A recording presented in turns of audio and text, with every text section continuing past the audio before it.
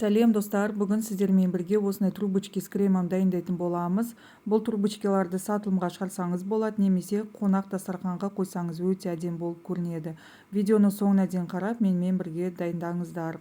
Ол үшін мұздай салқын суымызға бір жұмыртқаның сарысын және де аздап тұз саламыз. Бір үлкен ас қасық 9% уксусымызды құйып, жақсылап араластырамыз да тоңазытқышқа салып қоямыз.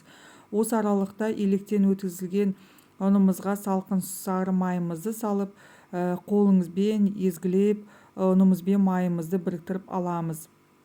Яғни крошка дайындайтын боламыз. Видеода көріп тұрғандарыңыздай крошка дайын болуы қажет. Енді осыған жаңағы салқын суымызды құямыз да барлығын біріктіріп аламыз. Қатты езіп қамыр дайындамаймыз. Ұнымызбен массамызды біріксе болғаны.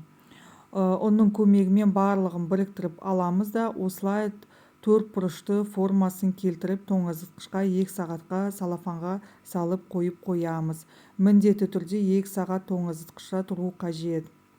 Холодильникте 2 сағат тұрғаннан кейін қамырымызды алып, ұнның көмегімен жұқа етіп жайып шығатын боламыз. Ұнды көп салмаңыздар, қамырыңыз бір-біріне жабыспай қалуы мүмкін. Видеода көріп тұрғандарыңыздай 4 бұрышты етіп жаюға тырысыңыздар.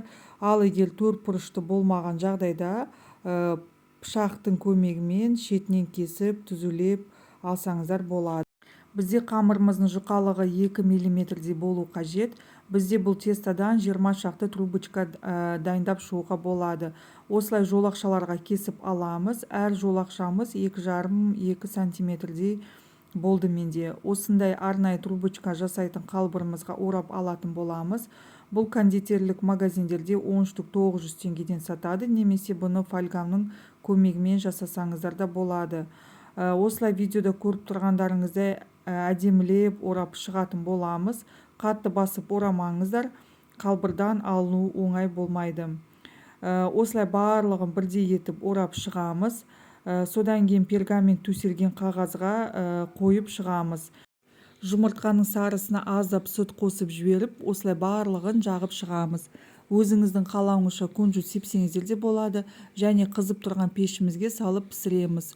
Пісіп шыққаннан кейін видеода көріп тұрғандарыңыздай қалбырдан оңай алынды, себебі біздің тестамыздың құрамында май көп болғандықтан ол жабыспады.